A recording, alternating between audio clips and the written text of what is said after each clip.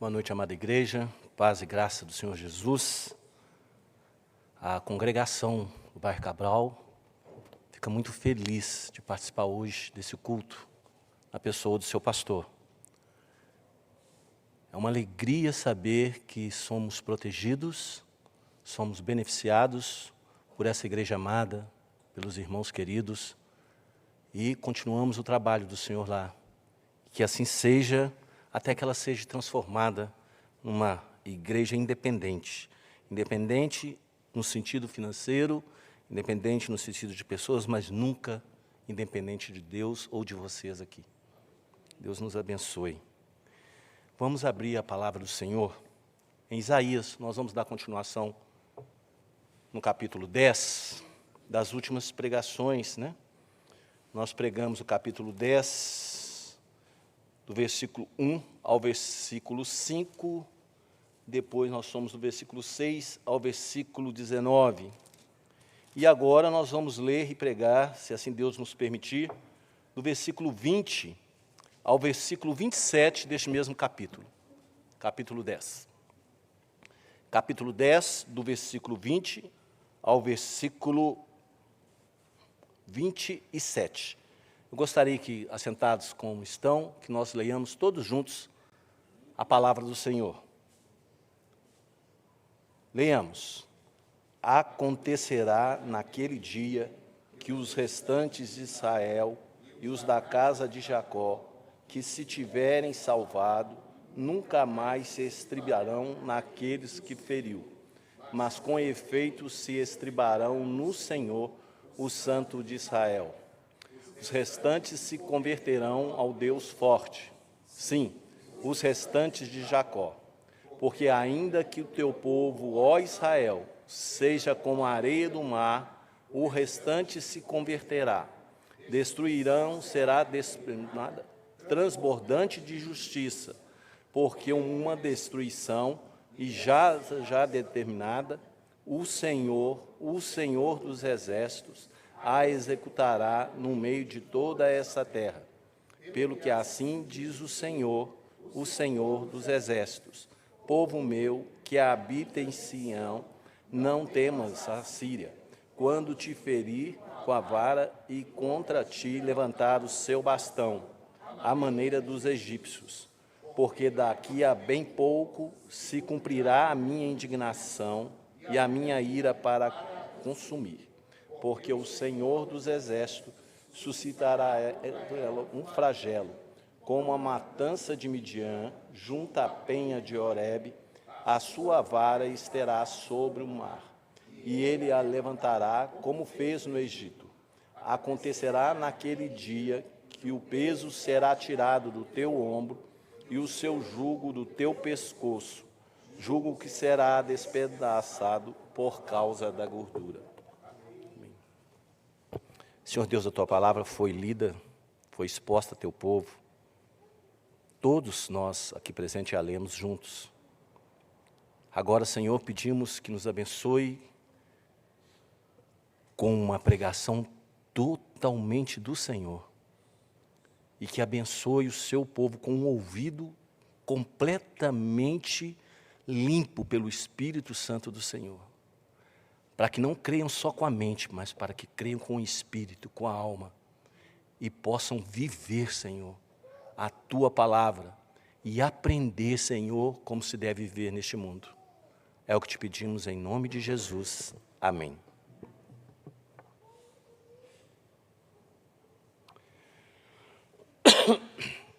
Vocês vão me perdoar um pouquinho às vezes, porque eu estou um pouco rouco e com uma tosse que não para, mas Deus vai nos fortalecer. Irmãos, o tema desse sermão é a restauração prometida por Deus. Deus faz promessas, irmãos. Deus faz promessas. E Deus cumpre todas as promessas que Ele faz. Deus prometeu que Ele iria socorrer os seus eleitos, que Ele não os abandonaria, que Ele os favoreceria. E esses eleitos são vocês, somos nós. Somos nós que estamos aqui. Nós estávamos pregando aqui mesmo nesse capítulo 10, do primeiro ai, que está aqui no versículo 1, iniciando aqui do capítulo 10, que foi contra a casa de Israel, que foi contra a igreja do Senhor. Porque no meio da igreja, as autoridades se corrompiam. No meio do país, as autoridades se corrompiam. Dentro da casa dos povos que se diziam cristãos, dos homens que se chamavam de judeus, existia corrupção, roubo, extorsão, suborno. E Deus dá esse primeiro ai para a casa de Israel e decreta que ela será o quê? Disciplinada. Ela não será destruída. Os lobos vorazes que estão no meio deles, sim, o serão. Mas a casa, os descendentes de Abraão, jamais serão destruídos, porque existe uma promessa que Deus fez a eles. Provavelmente, esse livro de Isaías, que nos traz essa passagem aqui no capítulo 10, que o primeiro ai ao povo judeu, deve trazer um medo, um transtorno à igreja. Tem que trazer. Porque o apóstolo Pedro nos fala que Deus começará a sua justiça primeiro na sua casa. Isso tem que trazer um medo, tem que trazer um tremor. Se não trouxer, tem alguma coisa errada no coração do povo de Deus. E após trazer esse primeiro ai para o povo de Israel, Deus traz um segundo ai, nesse mesmo capítulo 10, a partir do versículo 5 deste capítulo, que fala que é o ai da Assíria. O primeiro ai dos que decretam leis injustas, dos que escrevem leis de opressão. Esse ai é para dentro daqui, porque você conhece a verdadeira lei, você conhece o verdadeiro amor, você conhece como deve agir. Dia após dia, os pastores dessa igreja, os sacerdotes daquele tempo, dia após dia, pregam a palavra de Deus, expõem a palavra de Deus e te ensinam, e o Espírito age naqueles que são do Senhor. E depois Deus tira o foco desse primeiro ai de Israel, e nessa mesma narrativa de Isaías 10, a partir do versículo 5, ele começa a falar um ai sobre a Síria, um ai sobre os inimigos de Deus, sobre os inimigos do povo de Deus. Você tem inimigos, meu irmão, minha irmã, você tem inimigos. O pior deles é você mesmo. O pior deles é você mesmo. E você só descobre que o pior deles é você mesmo quando você conhece e reconhece que Jesus é o Senhor e Salvador da sua vida. Quando você à noite deita no seu quarto e a sua cabeça sobre o seu travesseiro e você vê tanta besteira que você fez, tanta coisa que você não devia fazer que você fez, tanta coisa que você não devia falar que você falou. Mas Deus te faz promessas, meu irmão. Minha irmã, Deus te faz promessas. Ele fala para você que se você se arrepender e se converter dos seus maus caminhos, Ele sara a sua terra. Ele sara a mim, Ele sara você. E neste segundo ai do povo assírio, Deus começa a conversar com o povo dele, que está e vai estar brevemente sobre um grande ataque, um imperioso ataque do rei Senaqueribe. As notícias chegam de Samaria, as notícias chegam de Israel. Samaria foi invadida, Samaria foi destruída, o reino do norte está deixando de existir. Promessa do Deus vivo, tratarei de ti, reino do norte. E aquele povo de Judá, na cidade de Jerusalém, fortalecida, e não só a cidade de Jerusalém, como existiam várias cidades fortes, várias cidades cercadas de grandes muros, fora da cidade de Jerusalém, que também pertencia a Judá. E nós vamos ver na pregação seguinte, a próxima pregação que eu vou estar aqui, se Deus assim me permitir, que isso aqui, Isaías avisou antes do que iria acontecer na pregação seguinte. Na pregação seguinte, após pregar, após falar sobre Cristo Jesus, Isaías conta, aqui no versículo 26 do capítulo 10, Isaías começa a contar, o rei da Assíria, como ele falou aqui, resolveu invadir Israel, resolveu invadir Judá, resolveu tomar Jerusalém. E a palavra na pregação, que vai vir a partir do versículo 26, começa a falar como é que isso aconteceu. E quando você começa a ler, você parece que vê num filme as coisas caminhando. E o profeta começa falando que a Síria subiu as montanhas, que a Síria destruiu uma cidade X, que a Síria se acampou numa outra cidade, que a cidade de Saul está fugindo, e que de cima de um monte eles sobem todo aquele exército numeroso e banam a mão para Jerusalém. O que significava isso naquele contexto?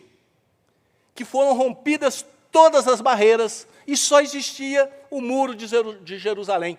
As cidades fortificadas de toda a Judéia, de toda a Samaria, estavam destruídas. Restava apenas Jerusalém. Mas se Deus não nos deixasse um descendente, seríamos como Sodoma e Gomorra. Não foi isso que Isaías falou? Não foi isso que o apóstolo Paulo repassou a nós hoje, através da liturgia? O problema, meus irmãos, é que o povo judeu era um povo e é um povo de dura serviço. Mas um remanescente vai permanecer. Mas o grande engano nosso, o grande problema, é estudar o livro de Isaías e achar que esse livro é um grande privilégio de Deus para o povo judeu. Não cabe. Se você pegar Isaías 53, os nossos amados e queridos amigos judeus, nação que nós lemos hoje, de onde veio Cristo, nação que nós lemos hoje, de onde veio os seus oráculos, nação que trouxe os profetas, os apóstolos, esse nosso querido povo, eles não conseguiram ver além da lei. Eles não viram sob a graça. E quando você vai conversar hoje com um rabino, ou vai ouvir um rabino na televisão, na hora que você fala sobre Isaías 53, ele vira e fala assim, é Israel. É a nossa nação. Não cabe. Não cabe. Pode pegar, pode ler, pode fazer o que você quiser, pode colocar toda vez que tiver o nome do servo, sofredor, colocar lá Israel, nação de Deus. Não cabe. Quando que Israel sofreu pelos pecados do mundo? Quando Israel deu a sua vida para os homens, para salvar os homens? Não cabe. É um arranjo que se faz nas religiões, nas religiosidades, para destronar Cristo do seu trono. E aqui nessa pregação, nós vamos ler e vamos ver que o livro de Isaías, na realidade, é o poder do Espírito Santo para uma visão própria do que Deus tem preparado para todos aqueles que são dele. Todos que são de Cristo Jesus são contemplados nessa narrativa de Isaías, nas poesias de Isaías.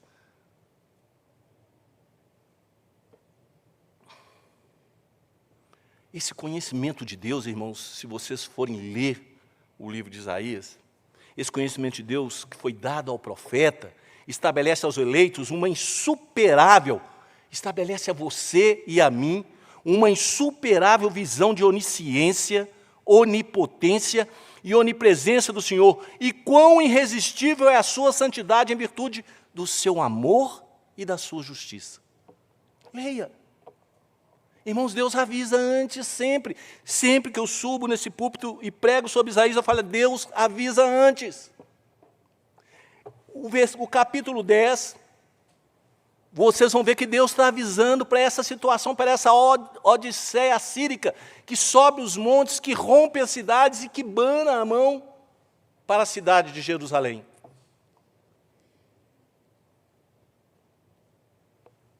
Jerusalém é tipo noiva, é tipo esposa. Jerusalém é a igreja de Cristo, tipifica a igreja de Cristo. A igreja de Cristo é você. Você já passou por isso? Alguém banana a mão? Esse banana a mão não é igual com aqueles costumes do povo, né? Mas alguém, você devendo alguém vem, sabe? E te faz ficar pior. Você está numa confusão, em vez de alguém vir te ajudar, ele estimula outra coisa. Você está passando por isso? Israel aqui estava passando por isso. Israel estava sendo agredida pela Assíria. Israel estava sendo agredida pela Síria. Israel não sabia o que fazer. Israel seria certamente sucumbida. É assim que acontece com a gente. Isso acontece conosco. Nós, quando estamos sob sofrimento, quando estamos amargurados, quando estamos entristecidos. Jadiel está ligando aqui para mim, viu, gente? Estou tendo que desligar aqui. Quando estamos entristecidos, nós realmente perdemos até a esperança. Não sabemos como agir, porque esquecemos do mais importante: confiar em Deus. E essa passagem que nós vamos ler, embora ela seja unificada, ela nos traz duas divisões. E eu gostaria que vocês gravassem essas duas divisões. A primeira, descrita nos versículos 20 a 23, essa primeira divisão. Okay? Relata os aspectos positivos e negativos da vida do remanescente fiel.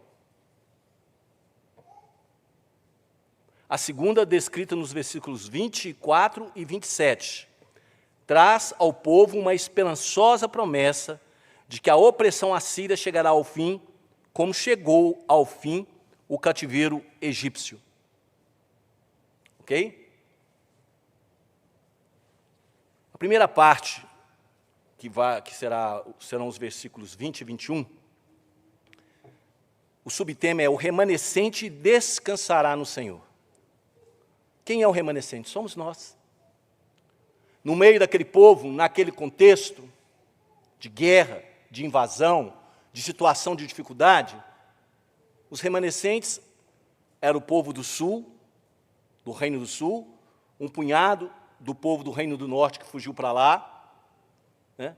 A cidade de Jerusalém, com seus habitantes, alguns estrangeiros que estavam ali, esses eram remanescentes, mas a grande maioria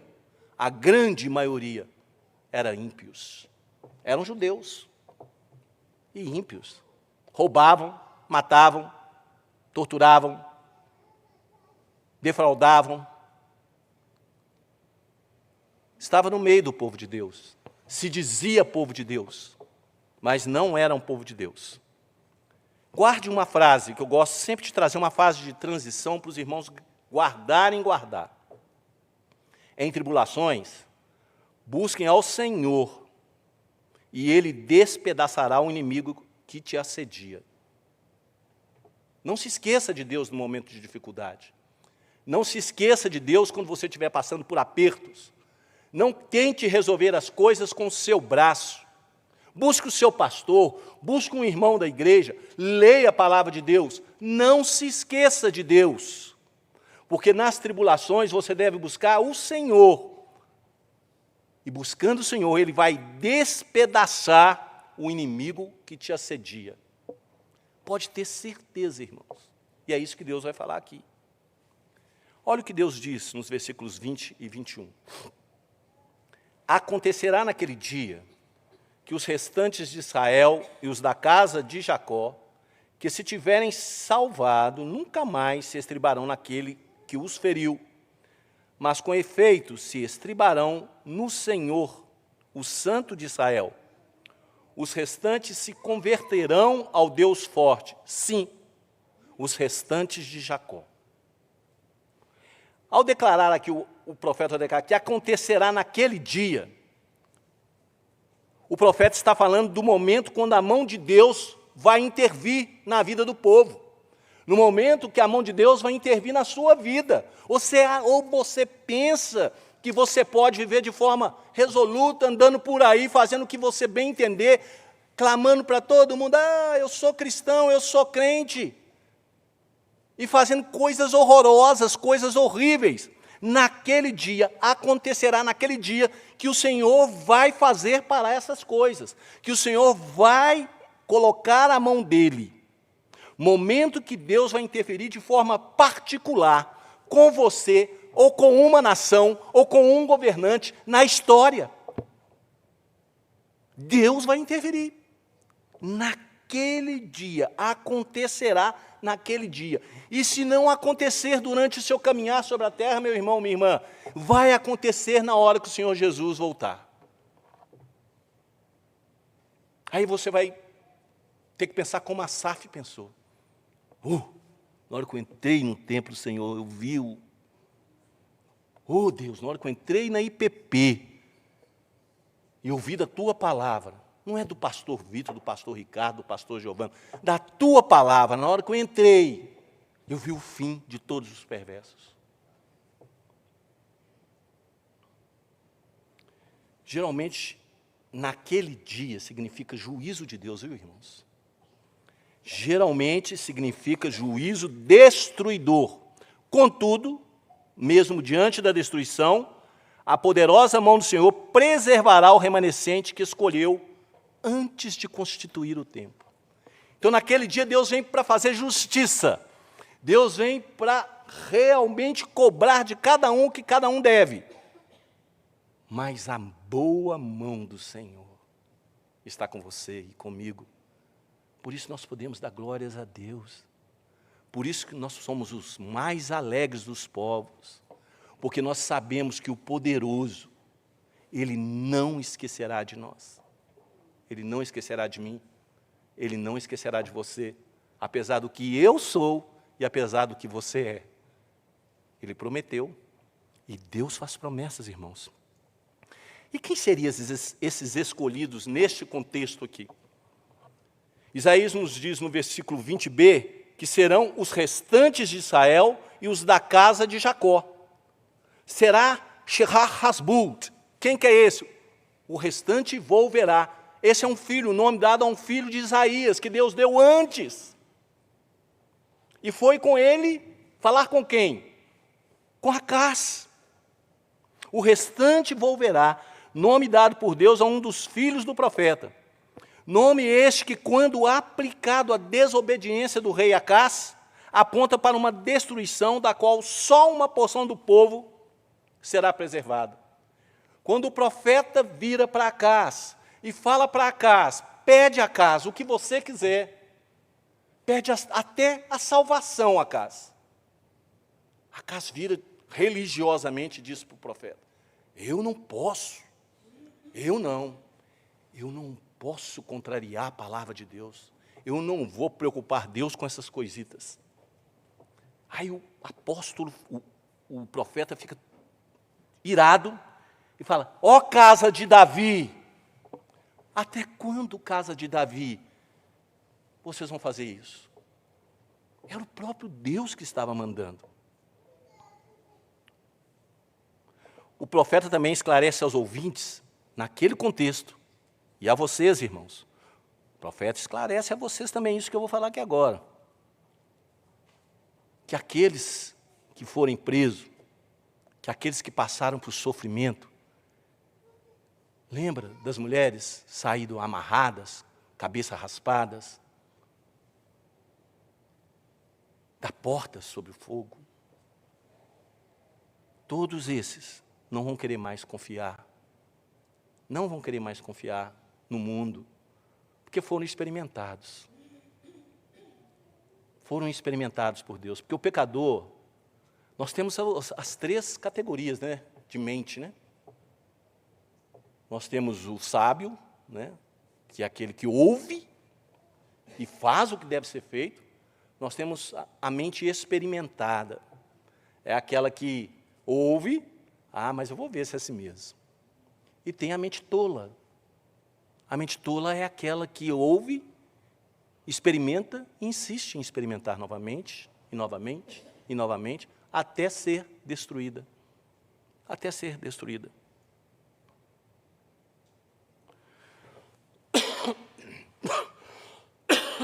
Perdão. A Assíria, irmãos, representa aqui um tipo de mundo, do mundo. E eu vou repetir para vocês, porque eu já falei aqui. O coração humano só ama a si mesmo.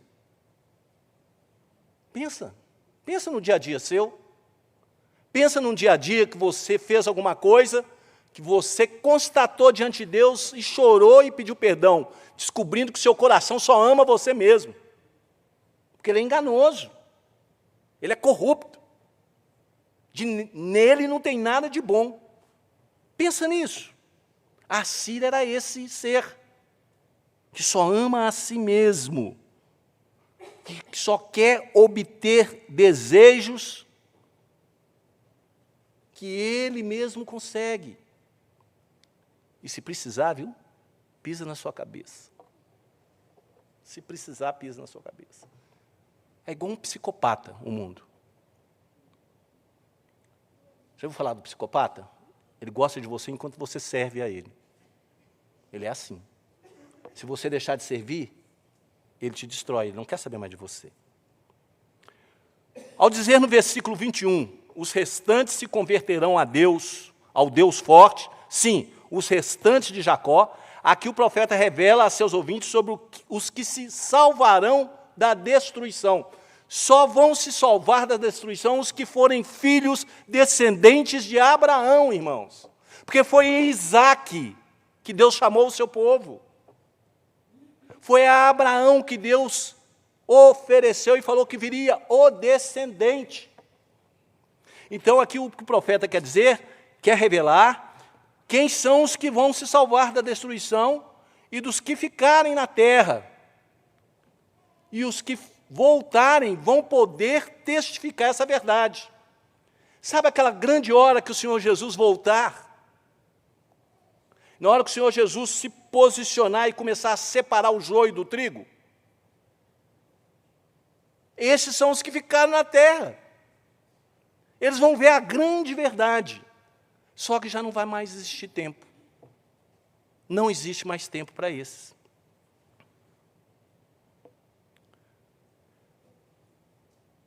Olha por que aqueles vão se salvar. Olha por que nós vamos nos salvar.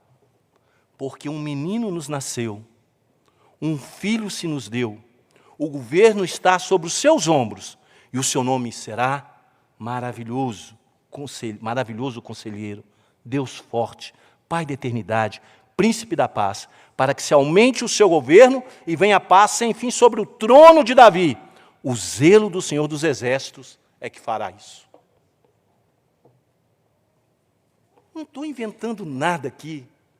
O que está aqui é palavra de Deus. É palavra de Deus. A segunda parte, nós demos um subtema, as promessas de Deus jamais serão destruídas. Então, olha aqui, irmãos queridos. O remanescente descansará do Senhor. Por quê? Porque as promessas de Deus jamais serão destruídas.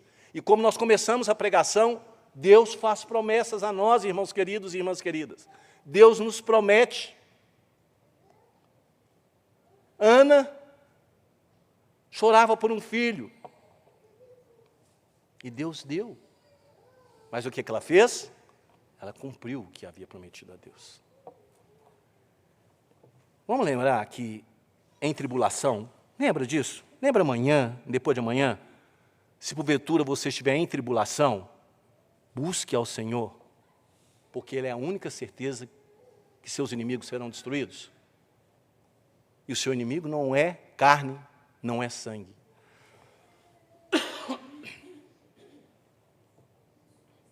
Versículo 22. Porque ainda que o teu povo, ó Israel, seja como a areia do mar, o restante se converterá, destruição será determinada, transbordante de justiça. Porque uma destruição, e essa já determinada, o Senhor dos exércitos, a executará no meio de toda essa terra. Nesse contexto do texto, naquela terra, naquele tempo, naquele lugar, a Assíria viria. Israel não seria destruído totalmente, mas depois viria a Babilônia e completaria o que a Assíria não fez. E não fez porque desobedeceu ao Senhor. Então, ao declarar nessa primeira parte do versículo, a nação que ainda que o teu povo, ó Israel, seja como a areia do mar, o restante se converterá, Deus garante que as suas promessas não estariam invalidadas. Porque Deus prometeu. Contudo, o remanescente seria ínfimo. O remanescente daquela nação, da nação judia, seria e será ínfimo em relação à quantidade deles existentes pela face da terra. Será ínfimo, mas salvarão. Salvarão como eu e vocês somos salvos, pela graça. Pela graça. Sabe por que é pela graça? Irmãos queridos, preste atenção. As promessas de Deus não é muro para pecado. Não é muro de proteção para pecado. Se você não faz o que Deus determina você fazer, se você não vive o que Deus determina você viver, você está fora. Porque as promessas de Deus não é aquele muro que te protege, que te abraça. As promessas de Deus são para aqueles que o amam, para aqueles que têm os seus mandamentos e o guardam. Deus prometeu a Abraão, em Gênesis 22, 17, 32, 12, que os seus descendentes seriam o quê? Milhares de milhares. Que eles se multiplicariam, que os inimigos de Abraão seriam destruídos, que Abraão seria o abençoador das nações, das famílias, e o seu descendente, o Senhor e Salvador, Jesus Cristo, viria.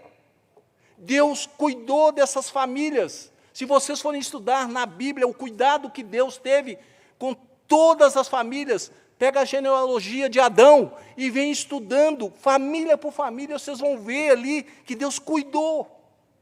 Deus zelou, Deus não permitiu que nada fosse destruído, irmãos queridos. E Deus faz isso com você, faz isso comigo, por isso que Ele nos promete que Ele vai destruir os nossos inimigos. E se nós entrarmos em qualquer tipo de tribulação, qualquer tipo de dificuldade, nós temos que confiar no Senhor, porque os que confiam no Senhor é que obtêm vigor, é que têm forças novas, é que andam rapidamente, que voam sobre as alturas, que se alegram um com o outro. Esses são os filhos do Senhor que choram juntos, que não falam mal um do outro, que não diz nada que contraria o Senhor Jesus. As promessas do Senhor a Abraão jamais poderiam ser como cercas protetoras para pecadores. Apenas o perdão, o arrependimento e o perdão barra o juízo de Deus. Apenas. Arrependei-vos. Arrependei-vos, que o reino do Senhor está próximo. Quem falou isso? João Batista. Arrependei-vos, porque o reino do Senhor está no meio de vós. Quem falou isso? Jesus Cristo. Um falou próximo, que estava próximo dele. O outro falou, está no meio de vós. Arrependei-vos, porque o Espírito habita em vocês, e o pecado entristece o Espírito Santo de Deus. Arrependei-vos. Isaías declara ao povo que uma destruição vai vir. Irmãos, é a mesma coisa. vai vir uma destruição no dia do Senhor. Toda a terra vai ser transtornada. Toda a construção humana vai se derreter pelo calor. Você sabe o que é isso? Eu não ouso imaginar o que é. O mar entregando seus mortos, os ventos entregando os átomos, os elétrons, e aquela coisa, e formando corpos que não existem mais, e Deus, e aqueles que eram do Senhor, sendo formados, encontrando com suas almas. É indescritível. E aqui, no contexto de Isaías 10, Deus fala, olha, vai vir uma destruição, e essa destruição, ela é certa e é justa. Isaías falou sem medo, pô, vocês vão ser destruídos. Falou para o povo confiar, falou para o povo não ter medo, mas falou, vai vir a destruição. E ela é certa e ela é justa, totalmente justa.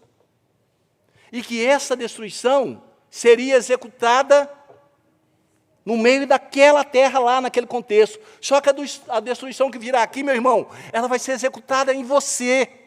A terra é você, o templo é você. Quem tem que ser restaurado é você. Quem tem que ser destruído é aquele que não crê no Senhor Jesus e não ama. A destruição virá para você como disciplina. E a destruição virá para o ímpio como destruição. Sabe por quê? Porque é com você que Deus se importa. Tudo isso foi feito por causa do Vitor, por causa de qualquer um dos que estão sentados aí. Porque Deus amou você, amou a mim, ainda quando nós éramos inimigos. Então Ele fala, olha, vai vir guerra, vai vir problema, vai vir situações difíceis, mas em tribulação, tem de alegria. Confie. O Senhor diz pela boca de João Batista, como eu havia frisado aqui, aos descendentes sanguíneos de Abraão. Deus prometeu para nós que somos eleitos, né? Não é isso? O que Ele prometeu, salvação, proteção, cuidado, mesmo em tempos de tribulação. Aos descendentes sanguíneos de Abraão, no caso os judeus, que não forem salvos pela graça, a raça de víboras, quem vos induziu a fugir da ira vindoura, produzi, pois, frutos dignos de arrependimento, e não comeceis a dizer entre vós mesmos, temos por pai a Abraão, porque eu vos afirmo que destas pedras, Deus pode suscitar filhos a Abraão, e também já está posto o machado à raiz da árvore. Toda árvore, pois, que não produz bom fruto, é cortada e lançada ao fogo. Foi essa palavra dura que Deus deu para a descendência de Abraão, do sangue de Abraão. Eles confiaram que tinha que se cumprir a lei, mas não a lei, num Cristo amoroso que viria morrer, mas num guerreiro, num lutador, num que dominaria o mundo. E é por isso que a gente está pregando aqui, não é ser contra o judeu, nem a favor do judeu, é entender que a salvação vem pela fé, graça do Senhor Jesus. Deus não faz acepção de pessoas, irmãos, coloque isso no coração de vocês. Deus não faz acepção de pessoa. Você pode ser pobre, pode ser rico, pode ser preto, mas se você tiver um coração quebrantado no Senhor, se você confessar o Senhor Jesus como Senhor e Salvador da sua vida, de você que não confessar isso. Assim, Isaías 22, 23, está declarada a justa destruição de quem? Dos ímpios. Contudo, as promessas que Deus fez a Abraão serão mantidas, já que Deus Todo-Poderoso, o soberano, as decretou. O ímpio, por causa dos seus pecados, será destruído, e o número dos filhos de Deus não terá relação alguma com a destruição dos filhos dos homens. Então, os números dos filhos de Deus não têm relação com a destruição do mundo. Não tem relação com todas as mortes. A gente às vezes fica, mas por que Deus escolheu um e escolheu outro? Não tem relação. Na hora que você morrer, você pode achar um absurdo, ficar preocupado que na hora que você morrer, você vai estar debaixo do altar como alma, gritando, Senhor, Senhor, nos vingue daqueles perversos. Mate aqueles perversos. Arrebente com as cabeças dele nos muros de pedra. E não é por ódio, é porque precisam ser vingados, porque afrontaram o Senhor dos Exércitos, se levantando contra os seus escolhidos. Terceira e última parte, irmãos. O Senhor ferirá e destruirá os inimigos. Está em tribulação, irmão? Quem que você está buscando? Você está buscando quem para te socorrer? Qual banco? Ah, está errado buscar banco, está errado buscar... Não, mas quem que você busca em primeiro lugar? Busque ao Senhor, irmãos. Busque ao Senhor, porque Ele vai despedaçar tudo que te oprime. Tudo. Não é buscar o Senhor e sentar na porta da cozinha e ficar esperando, tá, irmão? Tá, irmão? É buscar o Senhor e fazendo a boa obra de Deus, aquela que Deus preparou antes da fundação do mundo. Versículo 24 nos diz: pelo que assim diz o Senhor dos Exércitos, povo meu que habita em Sião, não temas a Assíria, quando te ferir com a vara e contra ti levantar o seu bastão à maneira dos egípcios. Lembra que aqui na introdução nós falamos que os assírios ainda não tinham invadido e não tinham tomado as cidades fortificadas do Reino do Sul? E Isaías, Deus já tinha revelado a Isaías, ele falou assim: olha, na hora que vocês verem aquele povo lá, banando a mão para vocês, e falando que vai invadir, que vai destruir os muros de Jerusalém, e que já destruíram tudo que estava ao seu redor, não tema não. Sabe o que o povo fez? Morreu de medo. Esqueceu de Deus, na hora que viu aquele povão lá, esqueceu da palavra do profeta. Olha aqui, não temas a Assíria quando te ferir, não é quando ela for te ferir, não, quando ela te machucar, quando ela te ferir, quando ela bater em você com a vara, não é se ela não bateu, não é quando ela bater, não temas. Não temas. Então, mesmo havendo decretado a disciplina para você e para mim, para aquele povo naquele contexto, o Senhor chama a mim e a você e declara a nós que nós não precisamos temer. Aquele povo não precisaria temer. O Senhor, em pregações anteriores, já havia falado que era até o pescoço. Mas o povo esquece, nós esquecemos. Mesmo que alguém te cause, mesmo que alguma situação te cause momentos truculentos na sua vida. Você já está passando, já passou por uma situação que te causa tanta tristeza? Tanta tristeza. Mesmo que aconteça isso, mesmo que aconteça, o Senhor não permitirá por muito tempo a injustiça dos homens sobre aqueles que Ele ama. O versículo 25 nos diz: porque daqui a bem pouco, por isso que você deve crer no Senhor Jesus, porque daqui a bem pouco se cumprirá a minha indignação e a minha ira para a consumir. O Senhor declara que a Assíria será alvo do seu furor, conforme descrito no versículo 26. Porque o Senhor dos Exércitos suscitará contra ela um flagelo, como a matança de Midian junto à penha de Horebe, a sua vara estará sobre o mar, e ele a levantará como fez no Egito. Deus pegou um fato já acontecido na história, que era da experiência do povo judeu, lá em Êxodo 14, a destruição dos egípcios. Olha, não tema, porque eu vou fazer com eles a mesma coisa que eu fiz com os egípcios. Vocês lembram? Os seus antepassados viveram isso, eles sabem disso. Eles ensinaram a vocês. Pais, vocês estão ensinando os seus filhos? Vocês estão pregando a palavra para os seus filhos, ensinando o que Deus fez, as maravilhas de Deus, ou você está deixando eles serem completamente analfabetos religiosos em relação a isso aqui da palavra de Deus? Porque a terceira geração que estava em Israel já tinha esquecido de Deus. Após a morte de Josué, terceira geração esqueceu de Deus. Vocês estão ensinando seus filhos? Eu tenho a impressão, irmãos queridos, que nossos pais, para quem nasceu numa casa evangélica, eram mais fortes na fé. Depois vieram os filhos e os nossos filhos estão sendo mais fracos. estão muito mais envolvidos pelo mundo, mais distanciado da igreja, mais e mais distanciado dos pais, mais e mais fazendo coisas que não devem. E Deus mostra a história. Olha, eu vou fazer como eu fiz com os egípcios. Ou então eu vou fazer como eu fiz com os midianitas. Eu os entreguei todos a Gideão. 300 homens só. É assim, pais. É assim, igreja querida. É assim que Deus age. É assim que Deus nos dá esperança.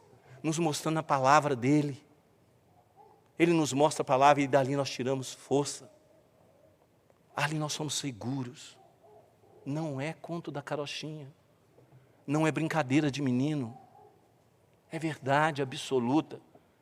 E o pior de tudo, que muitos dos que nós amamos só vão ter ciência disso na hora que não der mais tempo.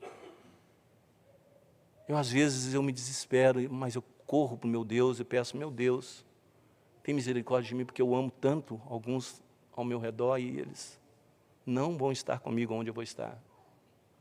Me ajuda, Senhor. Me ajuda. Porque às vezes a gente vira chato dentro da casa da gente. Ou a gente vira chato dentro dos amigos. A gente sofre chacota. Mas você olha, você gosta tanto, você quer tanto. Mas está na mão do Senhor, é o Senhor, né? Compete a mim e a você pregar a palavra. Não deixar de pregar a palavra, para que Deus não cobre de nossas mãos o sangue desses queridos nossos. Isaías 27, ao dizer que acontecerá naquele dia, de novo, acontecerá naquele dia, que o peso será tirado do seu ombro. Olha que maravilha. Acontecerá naquele dia que o peso será tirado do seu ombro. E o seu jugo do teu pescoço, jugo esse que será despedaçado por causa da gordura. Essa metáfora aqui, jugo, né, o peso, na realidade, é aquele bloco de madeira que coloca nas costas, no pescoço do boi. Para você dominar um boi, para ele puxar um carro de boi, você coloca esse junco no pescoço deles, são 2 bois, e eles andam apareadinho, bonitinho, e o dominador deles os conduz para onde quer, quer dizer, 2 animais fortíssimos, né? Fortíssimos. Então, naquele dia, que dia é esse? Aqui o profeta declara, de forma metafórica, que na vinda do Senhor Jesus, com o nascimento de Emanuel, com a estadia de Deus no nosso meio, esse peso vai ser tirado, porque existe solução para os que creem, de estarem livres da morte. Existe a solução para os que creem. O jugo da morte será despedaçado. Esse jugo que vai ser despedaçado, irmãos, irmãs, queridos, é o jugo da morte. Aconteceram algumas coisas comigo esses dias. Hoje aconteceu uma. Eu fui parar no hospital e sentindo muita dor no peito. Eu virei para meu Deus e falei, meu Deus, eu não tenho medo de morrer. Mas eu queria tanto te pregar essa palavra hoje, que eu preparei tanto para aquela igreja. E fui calado, só eu e meu pensamento. E Deus me melhorou. Cheguei no hospital, não tinha nada. Ele falou assim, Deus, eu vou deixar você pregar lá, Vitor. E as coisas vão acontecendo assim no dia a dia com a gente. Cada dia, vive cada dia. Vive agora. Nesse momento agora, nós estamos louvando a Deus, prestando serviço a Deus. Ao sairmos daquela porta, a cada minuto, louve e preste serviço a Deus. Se veio uma vontade de falar alguma coisa para a esposa, não fale. Se veio alguma vontade de falar alguma coisa que não serve para o marido, não fale. Se no trânsito alguém te fez raiva, se alguém te magoou, se alguém te fechou, espera, para o carro. E se for preciso, você mesmo, desculpa aí, eu não te percebi. Foi o cara que entrou na sua frente, mas você fala para ele, pede desculpa, porque você não o percebeu. Está mentindo não, fala assim, olha, não percebi, desculpa, perdão, vai em paz, meu irmão. Conversa muito não, deixa ele ir. Se a pessoa está gritando com você, ora por ela. É difícil, não é fácil. O Senhor Jesus não falou que seria fácil, mas o jugo foi despedaçado. Se eu fizer a boa e agradável obra do Senhor aqui, eu faço porque eu confio que já não existe mais prisão para mim. Eu sou livre para adorar a Deus. Eu sou livre para bendizer o nome de Deus. Eu sou livre para respeitar a minha esposa, Minha esposa é livre para me respeitar. Nós somos livres para adorarmos a Deus. E aqui, quando ele usa essa palavra por causa da gordura, por quê? Porque o óleo é símbolo de força, de energia, de cura. Então, por causa da gordura, por causa da força, da cura que Cristo vai trazer para as almas, para os homens, o jugo vai ser despedaçado. Isaías é um livro de poesias, então ele usa linguagens para apontar para determinadas situações. Então, a gordura por si só não vai despedaçar jugo nenhum, é porque ela traz energia, ela é alimento energético, ela é que dá força, ela é que vai fazer com que as coisas aconteçam, e essa gordura é Cristo Jesus. Ele é a força, Ele é o poder. Assim, querida igreja, quando o Senhor das Escrituras, como falou aqui agora, nós estamos terminando, e quando o Senhor das Escrituras vos falou aqui, como falou aqui agora, vos disser, convertei-vos a mim, e eu me converterei em vocês, a vocês. Está lá em Zacarias 1:3. Quando o Senhor falar isso para você, convertei-vos a mim. Vitor, converta-se a mim. Paulinho, converta-se a mim.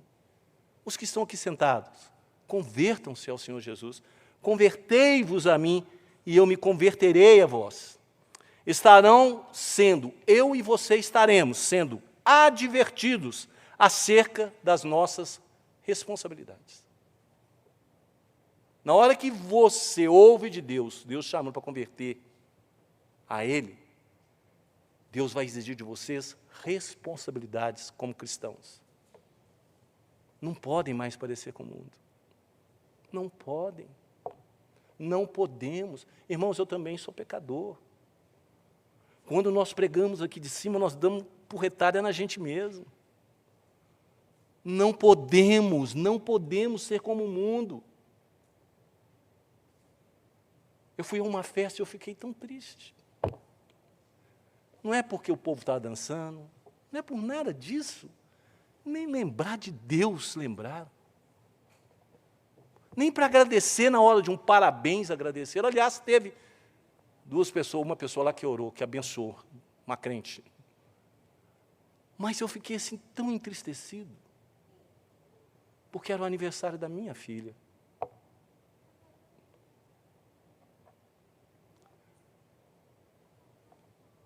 É assim. Então, Deus vai estar cobrando responsabilidades nossas. É responsabilidade minha conversar com ela. Eu vou ter que ir lá e conversar com ela. Ela já é casada, e eu vou ter que ir lá e conversar com ela. Porque Deus vai cobrar de nós as responsabilidades. E ao responder, Deus nos convida. Converta-se a mim. E nós respondemos como está escrito lá em Lemuel 5:21. Faze-nos voltar, Senhor, e nós voltaremos. Então, quer dizer, se Deus te chamou, e se Deus te converte, e te faz voltar, e se você não voltar? É porque você nunca foi. Você nunca foi.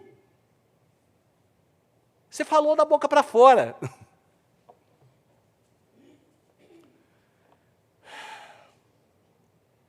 E assim nós confessamos que a graça precede, na realidade, a nossa vontade. E assim sendo, jamais seremos julgados pelos inimigos que nos cercam. Então, se a graça precede a sua vontade, então a sua vontade tem que ser escravizada pela graça. Ela veio primeiro, ela te transformou, ela te deu as ferramentas necessárias. Então, você pode escravizar, porque você tem as ferramentas necessárias para fazer isso. Concluindo e aplicando ao mesmo tempo, nós estamos pedindo ao Senhor que estabeleça o seu povo em Cristo Jesus. Irmãos, nós devemos nos afastar das ajudas e das sugestões do mundo. Não ande no mundo, esteja no mundo, não ande no mundo. Esteja no mundo, não ande no mundo. Não seja do mundo. Sabe o que vai acontecer, irmão? quando o Senhor Jesus voltar, Ele mesmo dirá para cada um de seus eleitos. Preste atenção no que Jesus vai falar para vocês. Está na palavra, eu só coloquei com as minhas palavras aqui. Mas está lá na palavra. Sei que você é meu. A hora que Jesus chegar, ele vai falar assim, eu sei que você é meu, viu, minha, viu, Graça? Viu, Atal? Jesus vai falar, eu sei que você é meu, porque te amei, mesmo sendo você meu inimigo. É Jesus falando, sei que você é meu, e eu te amei mesmo sabendo que você era meu inimigo. Sei que você é meu, porque antes da fundação do mundo, eu destinei o meu único filho para morrer por você. Porque Jesus é Deus, Ele mesmo o destinou para morrer por nós. Sei que você é meu, pois te fiz crer em mim, para que não perecesse e tivesse vida eterna. Jesus te fez crer, nem a crença que você tem em Cristo é sua, foi Ele que te deu, Ele que te fez crer, para que você não perecesse e tivesse vida eterna. E havendo eu te escolhido e te separado e te protegido do mundo, porque é isso que Jesus faz, eu fiz isso tudo por amor de mim mesmo. Eu fiz isso por você, por amor de mim mesmo, para que nunca mais sofrais na mão dos seus inimigos, porque os seus inimigos são, antes de tudo, meus inimigos, e eu os farei voltar pelo mesmo lugar de onde eles vieram. O mesmo lugar. E olha o que Jesus continuou falando. O mundo é meu inimigo. E o meu julgamento, você viu o que Jesus falou para você? Agora, o meu julgamento é este para o mundo. Que a luz veio ao mundo e os homens amaram mais as trevas do que a luz, porque as suas obras eram más. Pois todo aquele que pratica o mal aborrece a luz e não se achega para a luz, a fim de não serem arguidas as suas obras. Quem pratica a verdade aproxima-se da luz, a fim de que as suas obras sejam manifestas, porque são feitas em Deus. João 3, 16, 21. Assim digo ao ímpio, afastem-se de mim, raça de víboras, pois nunca vos conheci. Assinado Cristo Jesus. Que Deus nos abençoe, que Deus tenha misericórdia de nós. Eu vou pedir ao reverendo Ricardo que faça a oração final, que impetre a bênção à nossa querida comunidade e que dê prosseguimento ao culto.